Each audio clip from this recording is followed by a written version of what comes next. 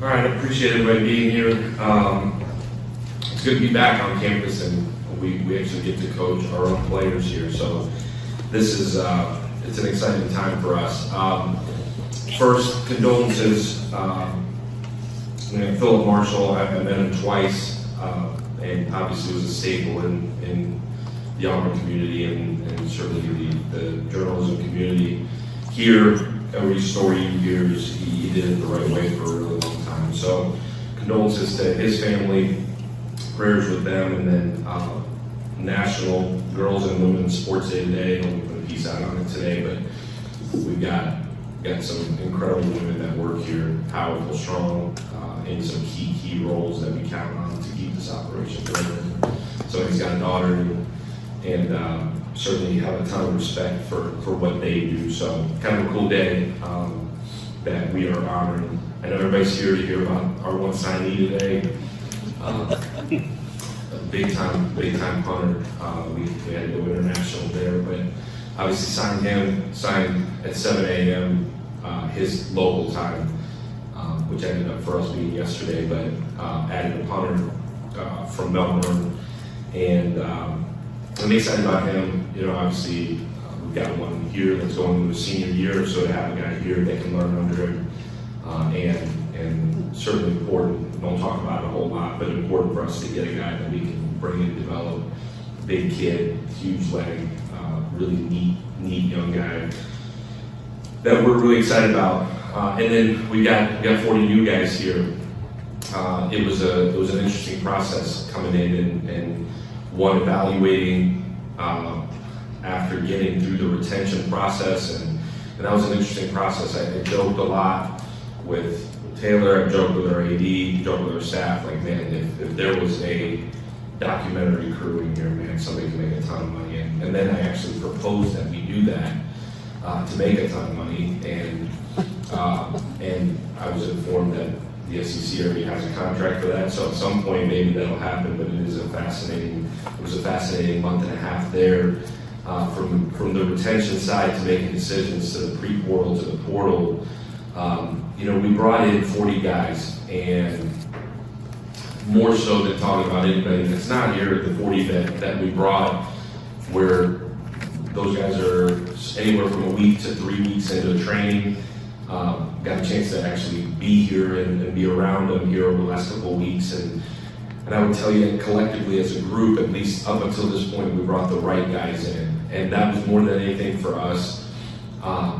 It was a mix of bringing in guys that, one, have experience, they've been in moments that matter, that count, and then a mix of young guys that you've got to fill the roster out, and guys that we feel like have potential, guys that we feel like have roles that can grow into roles, and so kind of all over the place. In terms of, there were some spots where it was absolute needs, like absolute rebuilding from scratch positions, wide out, O-line, tight end, edge rushers, and then there were some spots where it's like, man, if we could get corners in that mold. And then there were some spots where it was, man, we need some depth, or man, can we find some young guys that fit what we're looking for, measurables, maybe don't have a ton of production yet, but can and might turn into something. Used a ton of resources to do it. Certainly the staff, a lot of analytics behind it, and it's a puzzle you're piecing together. Like, that's why I joke with, man, if you could have a documentary on this, it would be fascinating. Just how many different things go into acquisition, from evaluation to the recruiting part to bringing them on campus. I will say this, and didn't get talked about a lot, but the support system here, part of it has been in place, part of it we put in place, but the people, like, to get a young man on campus, get his academic situation evaluated, get him admitted, get him here housed into permanent housing. There's a lot of people that go into it, and there's too many to name, but there's a ton behind the scenes, from compliance to academics to admissions to people doing evaluations in the middle of the night across campus the one thing I'll tell you is football is really important here. People care, and it's really, really easy to get things done once you get the ball rolling. So I'm super grateful to a lot of people, like I said, compliance, academics, admissions, professors on campus, people willing to open up buildings, to people in the community. You walk into breakfast or lunch or dinner, every single person you come across. I'm talking about people in the community. Welcome to Auburn, welcome to Auburn, War Eagle, welcome to Auburn, War Eagle. When it's like that, and there haven't been the last 5-6 years a ton to cheer about, but when it's like that, you bring families in, you bring kids in, that matters, and that's a huge reason. I chose to come here 2 months ago, but it's a huge reason a lot of guys are coming in. And so we've gone from the portal, kind of closing that out, and as fast of a jump start as we can get on 2027. And man, that's been awesome. We spent time in December, spent time in early January, and the portal butting up to contact period.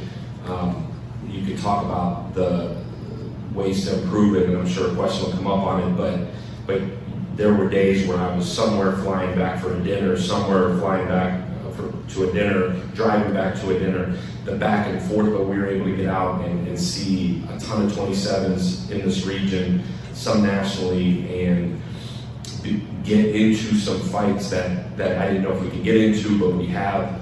And so we've got a great jump start to 27. Same thing, we had a junior day for a basketball game in the middle of January. We had a huge junior day on Sunday, and it's the same. You get around, you walk into Neville, and welcome to Auburn, War Eagle, welcome to Auburn, War Eagle. You can sense the excitement, sense the energy, and it's that part has been absolutely huge. So we've gotten a really good jump start heading into spring in terms of being able to recruit at an elite level here as we move into spring and summer. So talent acquisition, retention, all of that exciting. Again, I think the part that we're all just giddy about is getting on the turf with our guys and getting to coach football. Everybody's like, "Man, how you doing?" I get to coach football finally. So it's exciting. Dudes are working their tails off. Strength staff's done a really good job, and it's really cool to see this infrastructure that we built really quickly.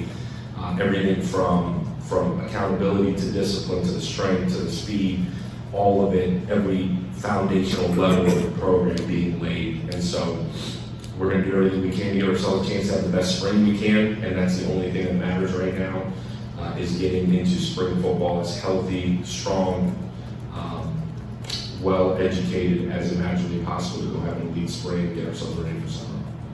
Questions? Yeah, raise hand. We'll start with Christian up here. Yeah, Christian from Auburn 247. You talked about that 27 class. What has your message kind of been to those guys? How do you feel like you've been able to get off to such a strong start, trying to play catch up with a bunch of these guys compared to other schools that have been recruiting them for a while? Yeah, Christian, I think each young guy is a little bit individual. Obviously, majority of our staff's been in this region for the last however many years, from the defensive additions we've made to the offensive additions we've made. A majority of our staff, to analysts, GAs, recruiting staff, have been in this region. So there's a majority of those guys we've been in contact with in some capacity. Very few is it the first time you're having conversations with those kids. But the message has been really simple. This is one of the most historic blue blood programs in the history of college football. You can be the reason to get us back. And it's been as simple as that. There's obviously a lot of things you're selling, a lot of things that matter in today's recruiting. The thing that's not changed and doesn't get talked about enough is young men still crave a relationship, still crave a level of accountability, still crave development. And there's something about playing in front of 88,000 every week and being in a place like Auburn where football is really important. I hit on it earlier. The more we can get them here and get them around us, I think what these young guys have sensed is this is a high-end staff, to a really genuine, relationship-driven recruiting process that then turns into a relationship-driven development process when they get here. And is that different? I don't know. I know that's just how we've always done it, in the sense that it's been, you recruit the whole young man. You got to obviously identify, and there's got to be traits you like, and there's got to be the film has got to be what you need it to be. But then that part hasn't changed, and I think we recruit at a high level because we work harder than everybody in the country at developing the relationships, and you can catch up in that way. These guys know, man, I've been here for 2 months, and for the first 6 weeks it's been our own roster in a lot of ways, but our staff, we found time, whether it's in the evening, in the middle of the day, you get a kid on the phone and start to build and develop relationships. Technology helps. It's easier to FaceTime than used to be. You can only call. And so we've tried to fast track a lot of it, but a huge part of it has been getting these kids on campus here before this dead period so they can get around us and get around our staff. But that's what we're selling, Christian. We go Bill first. Yeah, Coach Bill Cameron with the Drive on ESPN 106.7. You talked about Jumpstart. Talk about the importance of bringing in, I guess, 13 guys from South Florida who have played, practiced for you to the culture and understanding the system, especially offensively. Yeah, 11 of those guys on offense, Will, and part of it is you had to replace a ton on offense, and so, I think for each of those guys, it started with, man, who do we feel like can help us win football games here? And I'll tell you, all 11 of those guys fit that. And you can look at it and say, man, how is there so many at South Florida? Well, I would tell you we recruited and developed at an elite level there. And so those guys were guys we felt like could come in, one, play, two, have surface level or at least an introduction to what the heck we do on both sides of the ball. Production was a key. There's a couple of young guys we brought though that we, as they were there, we thought, man, like we hit on this, didn't we? Like this kid's better than we thought he was. But more than anything else, it's a group of guys in that locker room that some are better leaders than others, but all of them, when guys walk in there, and inevitably it's human nature to question what you're doing, because if what you're doing is different than what you're used to, you're going to question it. And for those 13 to say, hey, he's got us, man, just trust him. And that, I would tell you, is absolutely priceless. As you go in, that proof of concept I continue to talk about, they've seen it. And I'm not talking about scoring a bunch of points or any of that. Like, that is what it is, and that'll come, but more so just the level of accountability that's required to play football here, the level of discipline that's required to play football here, the level of work ethic that's required to play football here, the type of human being you have to be to play here. These guys can stamp it, and the time it takes to build trust and build relationships within a football program, I mean, that takes years a lot of the time. These guys can accelerate it by saying, hey, stop it, trust them. And when it's one of your peers telling you that, it's a lot easier to gain that trust. And obviously, we can't break it then, but it's definitely creates a level of trust that makes it a lot easier to then go ahead and teach from there. Justin Ferguson, the Auburn Observer. You guys got Jeremiah Cobb back, and then you went out and added 3 more guys who were number 1 running backs for their teams. Just can you explain a little bit more about building the depth that way and getting several guys that were featured backs in their old schools to come here and play together? Yeah, absolutely.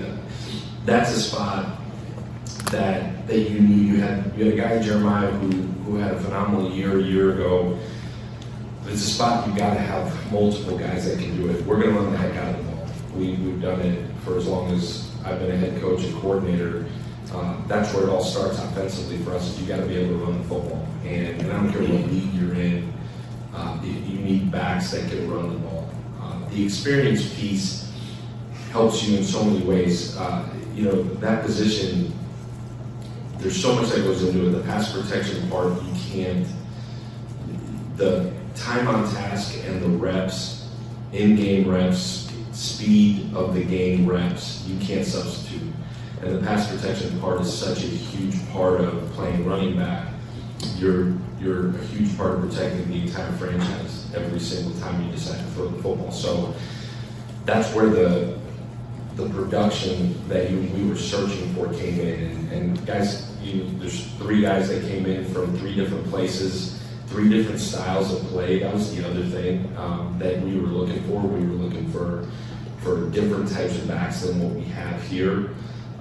We wanted some size there, we wanted some speed there, and we found it. And the key to the whole thing was we need guys that have produced at this level, because when the bullets are flying, all those guys that have room can run the ball. The guys that are young can run the ball. It's can they protect? Can they catch it out of the backfield? Can they operate snap to snap? And when you play with the tempo we play at, you got to have multiple guys that can go, because it's generally you got to split the reps. But when you're going at that tempo that we are, you got to have multiple guys that are ready to rock, and that's why all those guys chose to come here. We go Hope, JG, Nathan, Mike. Alex, Justin Lucas, Auburn Sports, on 3 Sports. Talk about from an NIL perspective, coming in, adjusting to quickly. Here's our number. Here's what we got available. Now you've got to sort of figure out valuations and how you dole that out. You're probably recruiting a different level of player as well than you were at South Florida. Resources are different. Just kind of how quickly did you have to adjust to what you have from an NIL perspective, and just working through that to maximize what you have available. Yeah, Justin, I think I can stand up here for a while and answer your question. The biggest difference, obviously, you're dealing with a bigger number. You're dealing with different caliber of athlete, 1 through 105, and I think and you guys will find as transparent gets. The hardest thing I think for me was to figure out what does that roster number look like in terms of how many, like you're sitting there, you got 105 scholarships and you got 105 roster spots, but man, do you squish that down into 70, 60? In an NFL model, is it 53? Or do you spread it out knowing that 1, it's a long season, 2, the caliber of player you're getting based on how much you got to spread out. Side note, they added a 9th game in this conference, so it's one more tough, grinded out matchup. You look at our non-conference, it's not a joke. And you look long-term too, it's serious as you go. And so the ability to develop guys, to develop depth long-term. I think the hardest thing, besides truly figuring out how many do you want to go, one to what, like what's that number of, what do you truly got to carry in the sense of guys that are non-developmental guys, actually ready to play guys. That's 1. 2, when you're trying to recruit at the same time you're trying to figure out who you're retaining.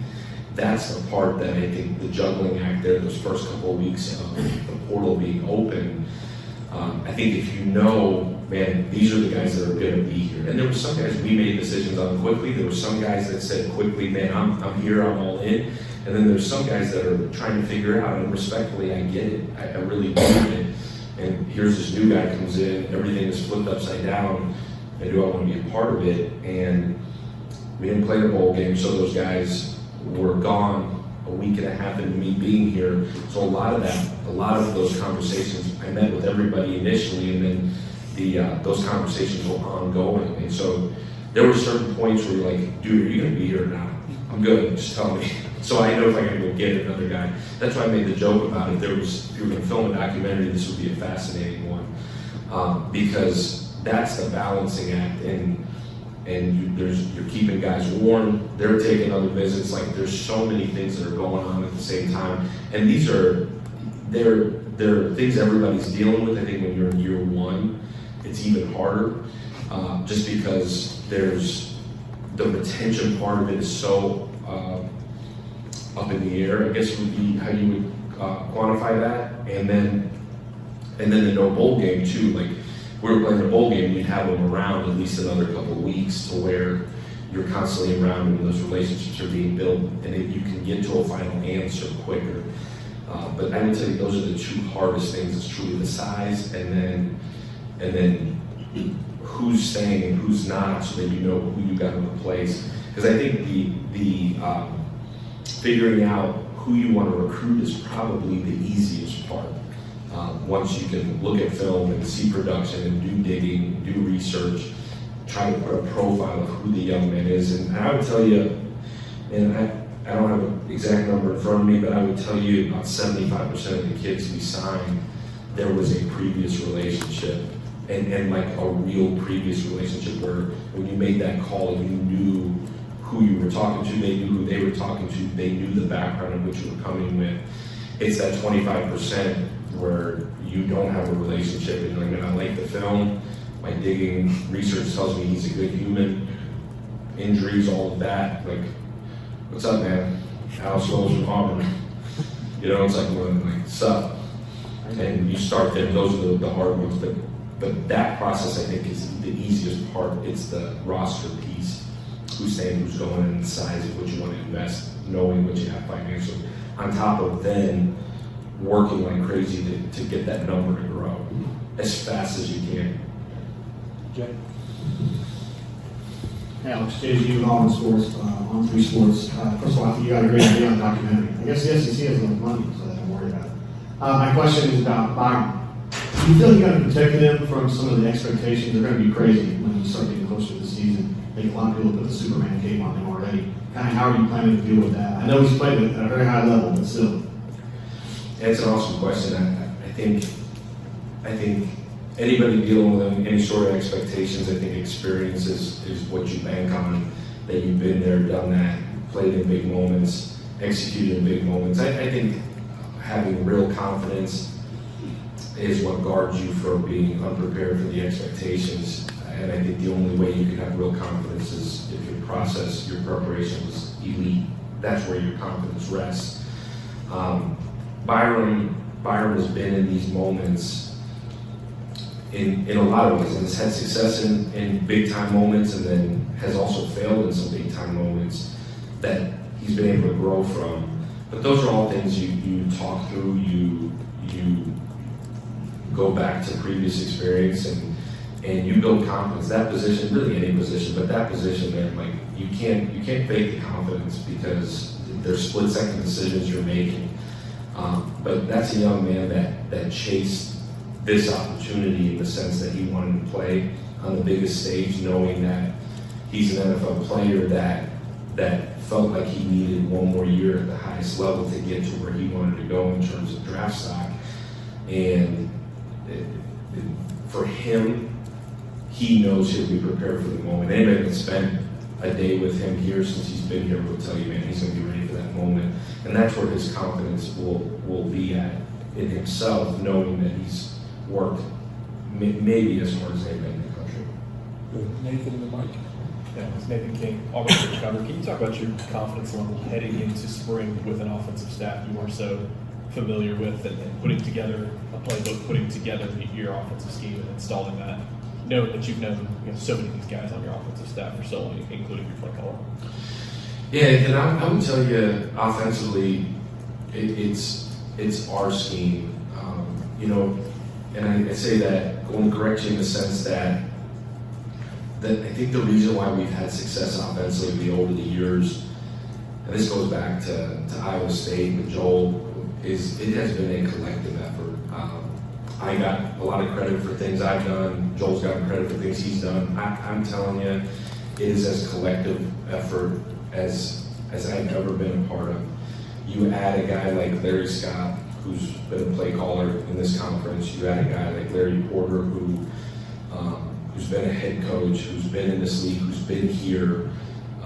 And these are guys that they sit there as they learn it, and you're getting ideas like, man, like, have you ever thought about this? And man, as long as I've done this, like, man, coach, I haven't thought about that. That's incredible. And I think where our success has come from is us being able to have zero egos in that room. And that's driven by me. Joe Gordon has maybe the least ego of anybody I've ever met. Like, that's driven by just the ability to listen more than you talk sometimes.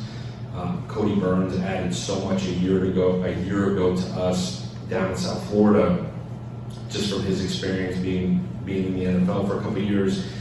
And the probably biggest thing that we've got to get out of spring, you asked about the confidence in the offense, we're going to install a base foundation of what we are offensively, the spring is going to be huge for us to know, man, what the heck are we actually good at? What are we not good at? And then build an offense around the personnel. What's made our offense as good as it has been is that we've adjusted year to year. And anybody that understands football has watched us from the Iowa State to the UCF to the Tennessee to the South Florida. Like, we've looked different. The core foundation has been the same. We're going to run the piss out of the ball. We're going to play really fast at times. The ball's going to get out quick. But formationally, we've evolved. What we've run schematically in the run game and the pass game has evolved. And that's been year to year. And I think really good play callers, really good guys that can scheme will evolve and change based on what you have and then what you're expecting. Because the guys we're playing against are also going to be different here. And so the ability to have an element of, not just an element of surprise, but an element of understanding what you're really good at. You got to think it could be a whole new O-line, a whole new receiver core, whole new tight end group, new quarterback, all of these guys working together for the first time. I would tell you the key to our success, and I would feel really confident if we left spring and we knew who our best 11 were, who our next best 11 are, who the other guys that can help us are, and then give us the month of May, June, July, August to piece together, schematically piece together an offense that will give us the best chance to go win. Well, Mike, Peter, Taylor. Michael Dickens for Auburn. Coach, can you assess your offensive line, what you guys did there in the portal? Do you feel like you have the offensive line to give Byron the time he needs to be great? And then in regards to your question about the collective effort of the coaches, can you comment on whether the play calling will be a collective effort or will it just be a single play call? You talking about play calling offensively? Yes. Gotcha. Yeah, Michael. Man, this offensive line, I think on paper you feel really, really good. I think I think we hit it on two sides.